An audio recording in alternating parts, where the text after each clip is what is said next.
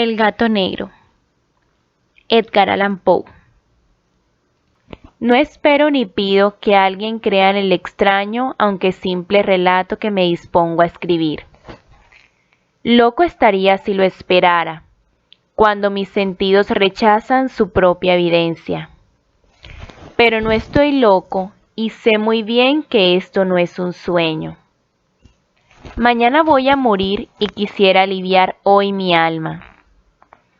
Mi propósito inmediato consiste en poner de manifiesto, simple, sucintamente y sin comentarios, una serie de episodios domésticos. Las consecuencias de esos episodios me han aterrorizado, me han torturado y por fin me han destruido. Pero no intentaré explicarlos. Si para mí han sido horribles, para otros resultarán menos espantosos que barrocos. Más adelante, tal vez, aparecerá alguien cuya inteligencia reduzca mis fantasmas a lugares comunes. Una inteligencia más serena, más lógica y mucho menos excitable que la mía, capaz de ver en las circunstancias que temerosamente describiré una vulgar sucesión de causas y efectos naturales. Desde la infancia me destaqué por la docilidad y bondad de mi carácter. La ternura que abrigaba mi corazón era tan grande que llegaba a convertirme en objeto de burla para mis compañeros. Me gustaban especialmente los animales, y mis padres me permitían tener una gran variedad. Pasaba a su lado la mayor parte del tiempo, y jamás me sentía más feliz que cuando les daba de comer y los acariciaba. Este rasgo de mi carácter creció conmigo, y cuando llegué a la virilidad, se convirtió en una de mis principales fuentes de placer. Aquellos que alguna vez han experimentado cariño hacia un perro fiel y sagaz, no necesitan que me molesten explicarles la naturaleza o la intensidad de la retribución que recibía. Hay algo en el generoso y abnegado amor de un animal que llega directamente al corazón de aquel que con frecuencia ha probado la falsa amistad y la frágil fidelidad del hombre. Me casé joven y tuve la alegría de que mi esposa compartiera mis preferencias. Al observar mi gusto por los animales domésticos, no perdí oportunidad de procurarme los más agradables de entre ellos. Teníamos pájaros, peces de colores, un hermoso perro, conejos, un monito y un gato. Este último era un animal de notable tamaño y hermosura, completamente negro y de una sagacidad asombrosa. Al referirse a su inteligencia, mi mujer, que en el fondo era no poco supersticiosa, aludía con frecuencia a la antigua creencia popular de que todos los gatos negros son brujas metamorfoseadas. No quiero decir que lo creyera seriamente, y solo menciono la cosa porque acabo de recordarla. Plutón, tal era el nombre del gato, se había convertido en mi favorito y mi camarada. Solo yo le daba de comer, y él me seguía por todas partes en casa. Me costaba mucho impedir que anduviera tras de mí en la calle. Nuestra amistad duró así varios años, en el curso de los cuales, enrojezco al confesarlo, mi temperamento y mi carácter se alteraron radicalmente por culpa del demonio. Intemperancia. Día a día me fui volviendo más melancólico, irritable e indiferente hacia los sentimientos ajenos. Llegué incluso a hablar descomedidamente a mi mujer y terminé por infligirle violencias personales.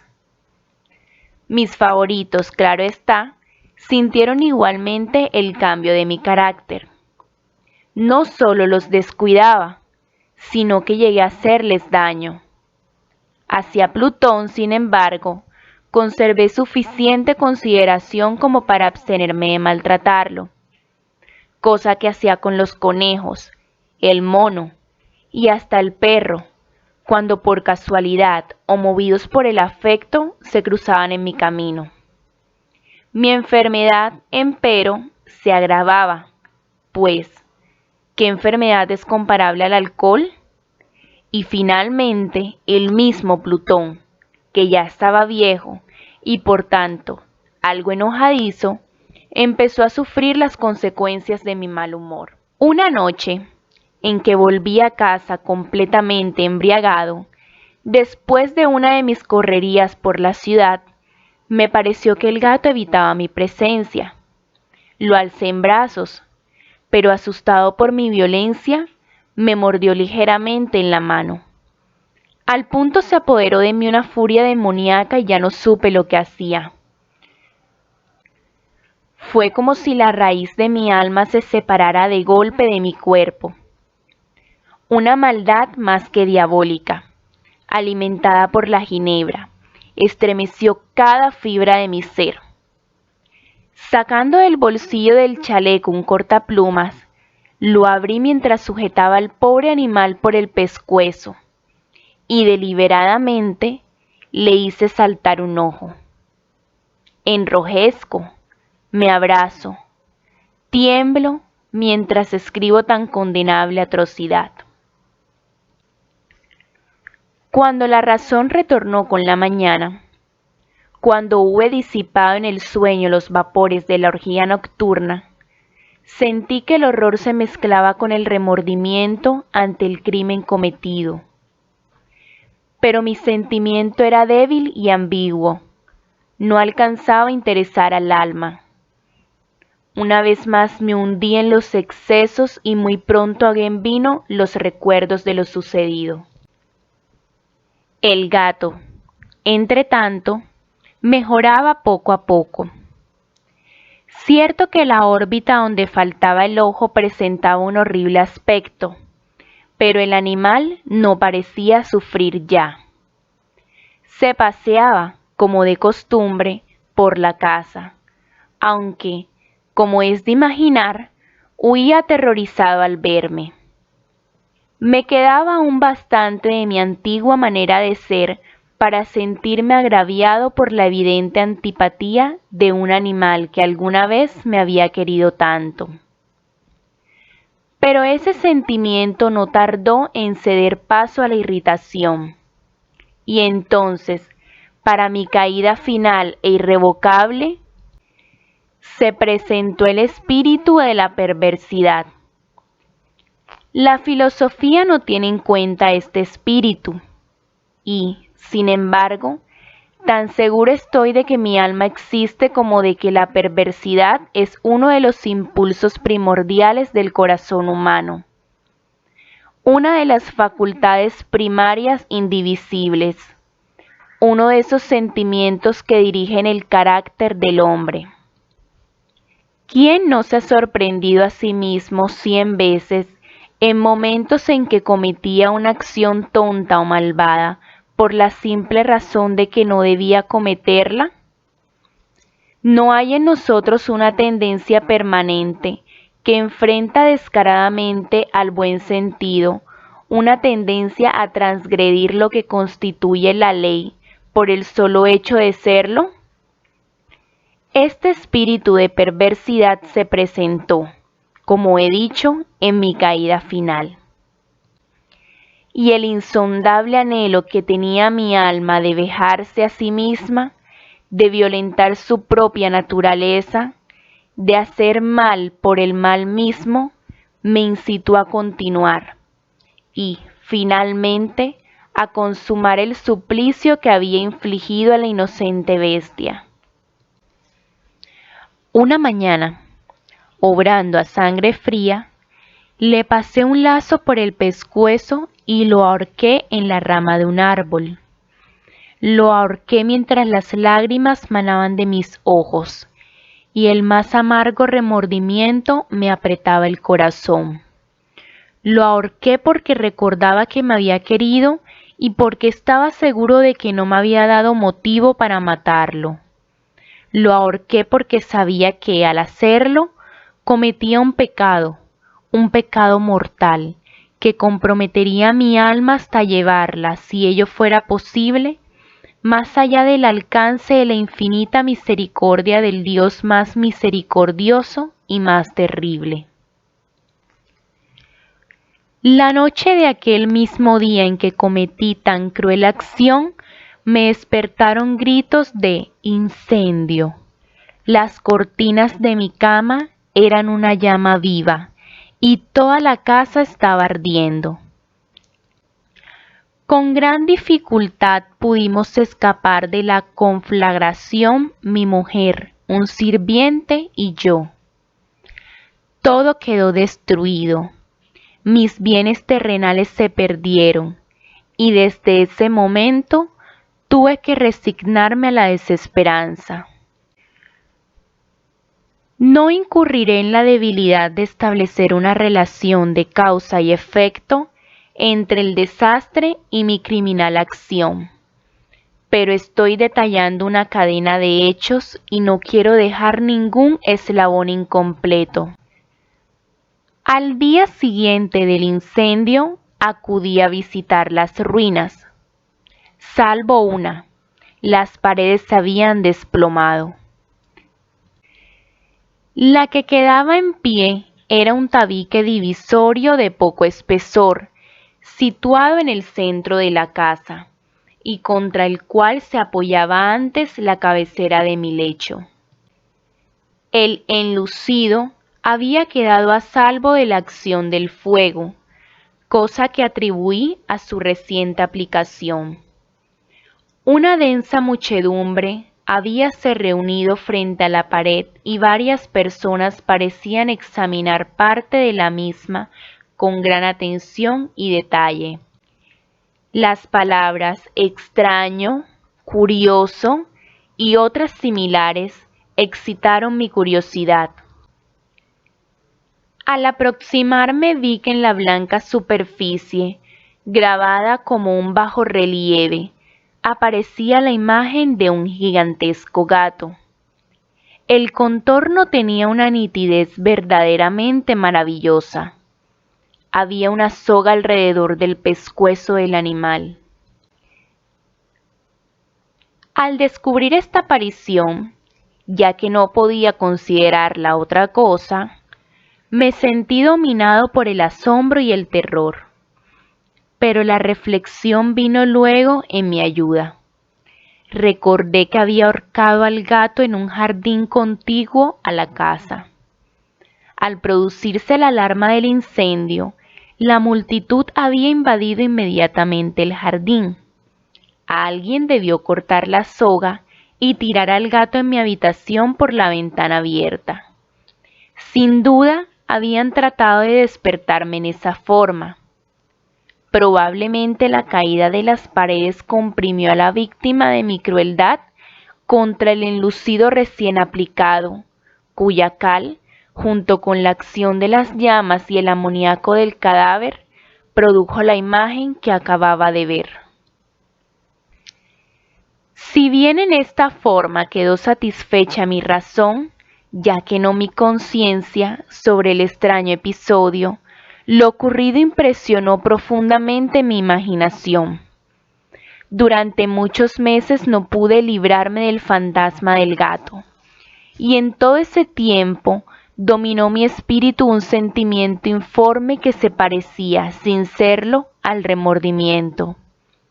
Llegué al punto de lamentar la pérdida del animal y buscar en los viles antros que habitualmente frecuentaba algún otro de la misma especie y apariencia que pudiera ocupar su lugar. Una noche en que, borracho a medias, me hallaba en una taberna más que infame, reclamó mi atención algo negro posado sobre uno de los enormes toneles de ginebra que constituían el principal moblaje del lugar. Durante algunos minutos había estado mirando dicho tonel y me sorprendió no haber advertido antes la presencia de la mancha negra en lo alto. Me aproximé y la toqué con la mano. Era un gato negro muy grande, tan grande como Plutón, y absolutamente igual a este, salvo un detalle. Plutón no tenía el menor pelo blanco en el cuerpo, mientras este gato mostraba una vasta, aunque indefinida mancha blanca que le cubría casi todo el pecho.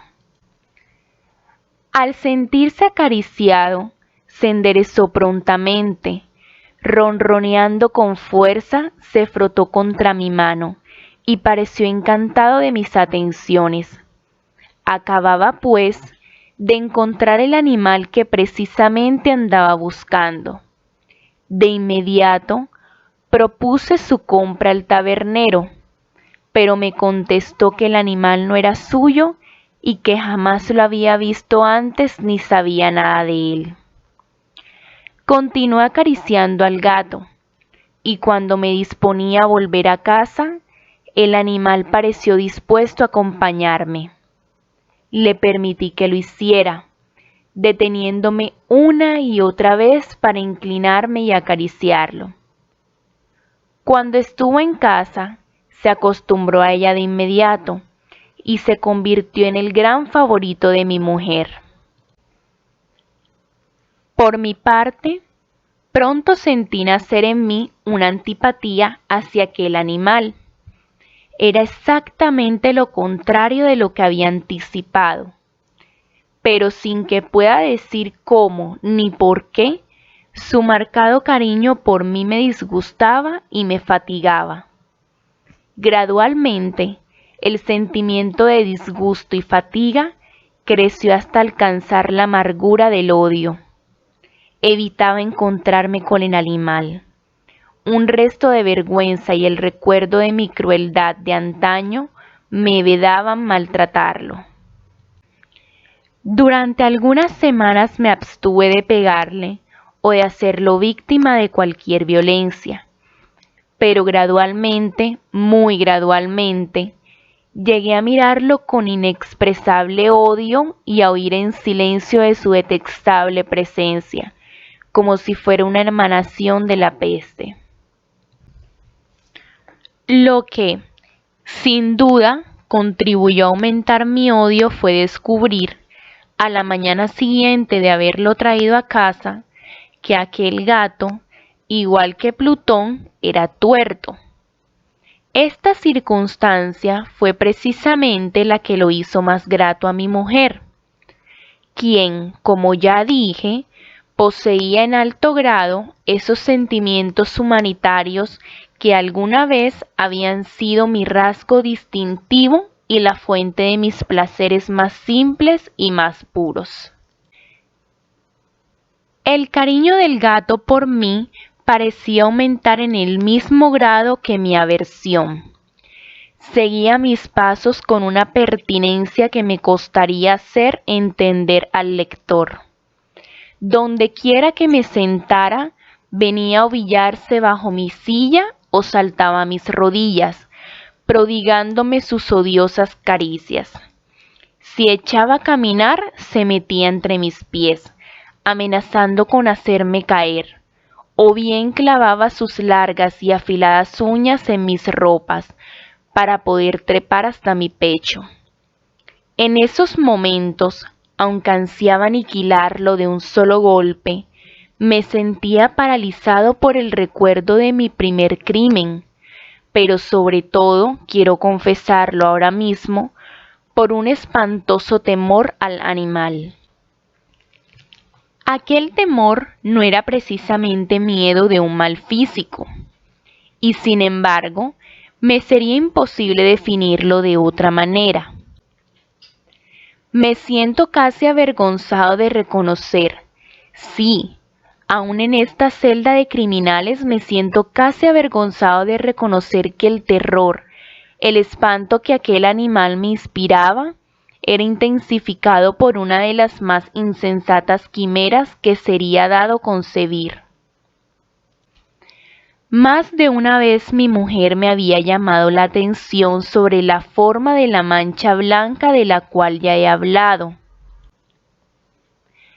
y que constituía la única diferencia entre el extraño animal y el que yo había matado. El lector recordará que esta mancha, aunque grande, me había parecido al principio de forma indefinida, pero gradualmente, de manera tan imperceptible que mi razón luchó durante largo tiempo por rechazarla como fantástica, la mancha fue asumiendo un contorno de rigurosa precisión. Representaba ahora algo que me estremezco al nombrar, y por ello odiaba. Temía y hubiera querido librarme del monstruo si hubiese sido capaz de atreverme. Representaba, digo, la imagen de una cosa atroz, siniestra, la imagen del patíbulo, oh lúgubre y terrible máquina del horror y del crimen, de la agonía y de la muerte. Me sentí entonces más miserable que todas las miserias humanas. Pensar que una bestia cuyo semejante había yo destruido desdeñosamente, una bestia era capaz de producir tan insoportable angustia en un hombre creado imagen y semejanza de Dios. Ay, ni de noche ni de día pude ya gozar de la bendición del reposo. De día, aquella criatura no me dejaba un instante solo. De noche, despertaba hora a hora de los más horrorosos sueños, para sentir el ardiente aliento de la cosa en mi rostro y su terrible peso, pesadilla encarnada de la que no me era posible desprenderme, apoyado eternamente sobre mi corazón. Bajo el agobio de tormentos semejantes, sucumbió en mí lo poco que me quedaba de bueno. Solo los malos pensamientos disfrutaban ya de mi intimidad. Los más tenebrosos, los más perversos pensamientos. La melancolía habitual de mi humor creció hasta convertirse en aborrecimiento de todo lo que me rodeaba y de la entera humanidad. Y mi pobre mujer, que de nada se quejaba, llegó a ser la habitual y paciente víctima de los repentinos y frecuentes arrebatos de ciega cólera a que me abandonaba. Cierto día, para cumplir una tarea doméstica, me acompañó al sótano de la vieja casa donde nuestra pobreza nos obligaba a vivir. El gato me siguió mientras bajaba la empinada escalera y estuvo a punto de tirarme cabeza abajo, lo cual me exasperó hasta la locura. Alzando una hacha y olvidando en mi rabia los pueriles temores que hasta entonces habían detenido mi mano, descargué un golpe que hubiera matado instantáneamente al animal de haberlo alcanzado. Pero la mano de mi mujer detuvo su trayectoria. Entonces, llevado por su intervención a una rabia más que demoníaca, me zafé de su brazo y le hundí el hacha en la cabeza. Sin un solo quejido, cayó muerta a mis pies. Cumplido este espantoso asesinato, me entregué al punto y con toda sangre fría a la tarea de ocultar el cadáver. Sabía que era imposible sacarlo de la casa, tanto de día como de noche, sin correr el riesgo de que algún vecino me observara. Diversos proyectos cruzaron mi mente. Por un momento pensé en descuartizar el cuerpo y quemar los pedazos. Luego se me ocurrió cavar una tumba en el piso del sótano. Pensé también si no convenía arrojar el cuerpo al pozo del patio o meterlo en un cajón, como si se tratara de una mercadería común, y llamar a un mozo de cordel para que lo retirara de la casa. Pero, al fin, Di con lo que me pareció el mejor expediente y decidí emparedar el cadáver en el sótano, tal como se dice que los monjes de la Edad Media emparedaban a sus víctimas. El sótano se adaptaba bien a este propósito. Sus muros eran de material poco resistente y estaban recién revocados con un mortero ordinario, que la humedad de la atmósfera no había dejado endurecer. Además, en una de las paredes se veía la saliencia de una falsa chimenea, la cual había sido rellenada y tratada de manera semejante al resto del sótano. Sin lugar a dudas, sería muy fácil sacar los ladrillos en esa parte, introducir el cadáver y tapar el agujero como antes, de manera que ninguna mirada pudiese descubrir algo sospechoso. No me equivocaba en mis cálculos. Fácilmente saqué los ladrillos con la ayuda de una palanca y luego de colocar cuidadosamente el cuerpo contra la pared interna, lo mantuve en esa posición mientras aplicaba de nuevo la mampostería en su forma original. Después de procurarme argamasa, arena y cerda, preparé un enlucido que no se distinguía del anterior y revoqué cuidadosamente el nuevo enladrillado. Concluida la tarea, me sentí seguro de que todo estaba bien. La pared no mostraba la menor señal de haber sido tocada. Había barrido hasta el menor fragmento de material suelto. Miré en torno, triunfante, y me dije, aquí por lo menos no he trabajado en vano. Mi paso siguiente consistió en buscar a la bestia causante de tanta desgracia, pues al final me había decidido matarla. Si en aquel momento el gato hubiera surgido ante mí, su destino habría quedado sellado. Pero, por lo visto, el astuto animal, alarmado por la violencia de mi primer acceso de cólera, se cuidaba de aparecer mientras no cambiara mi humor. Imposible de describir o imaginar el profundo, el maravilloso alivio que la ausencia de la destetada criatura trajo a mi pecho. No se presentó aquella noche, y así, por primera vez desde su llegada a la casa, pude dormir profunda y tranquilamente. Sí, pude dormir, aun con el peso del crimen sobre mi alma. Pasaron el segundo y el tercer día y mi atormentador no volvía. Una vez más respiré como un hombre libre. Aterrado, el monstruo había huido de la casa para siempre. Ya no volvería a contemplarlo. Gozaba de una suprema felicidad y la culpa de mi negra acción me preocupaba muy poco. Se practicaron algunas averiguaciones, a las que no me costó mucho responder. Incluso hubo una perquisición en la casa, pero naturalmente no se descubrió nada. Mi tranquilidad futura me parecía asegurada. Al cuarto día del asesinato, un grupo de policías se presentó inesperadamente y procedió a una nueva y rigurosa inspección. Convencido de que mi escondrijo era impenetrable, no sentí la más leve inquietud. Los oficiales me pidieron que los acompañara en su examen. No dejaron hueco ni rincón sin revisar. Al final, por tercera o cuarta vez, bajaron al sótano. Los seguí sin que me temblara un solo músculo. Mi corazón latía tranquilamente, como el de aquel que duerme en la inocencia. Me paseé de un lado al otro del sótano. Había cruzado los brazos sobre el pecho y andaba tranquilamente, de aquí para allá. Los policías estaban completamente satisfechos y se disponían a marcharse. La alegría de mi corazón era demasiado grande para reprimirla. Ardía en deseos de decirles, por lo menos, una palabra como prueba de triunfo y confirmar doblemente mi inocencia.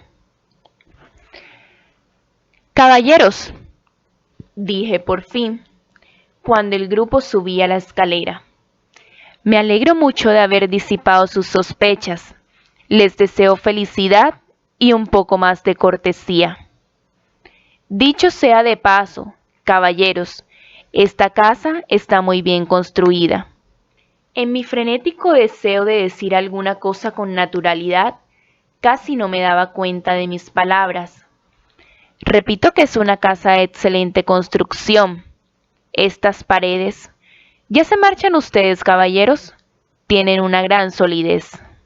Y entonces, arrastrado por mis propias bravatas, golpeé fuertemente con el bastón que llevaba en la mano sobre la pared del enladrillado tras de la cual se hallaba el cadáver de la esposa de mi corazón. Que Dios me proteja y me libre de las garras del archidemonio. Apenas había cesado el eco de mis golpes cuando una voz respondió desde dentro de la tumba.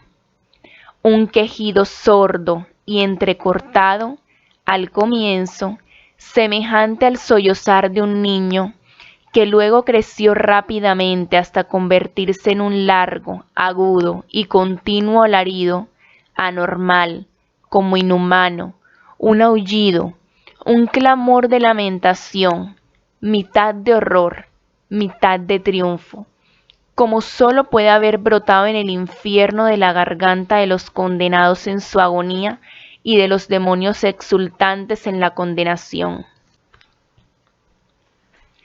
Hablar de lo que pensé en ese momento sería locura. Presa de vértigo, fui tambaleándome hasta la pared opuesta. Por un instante el grupo de hombres en la escalera quedó paralizado por el terror. Luego, una docena de robustos brazos atacaron la pared, que cayó de una pieza. El cadáver, ya muy corrompido y manchado de sangre coagulada, apareció de pie ante los ojos de los espectadores.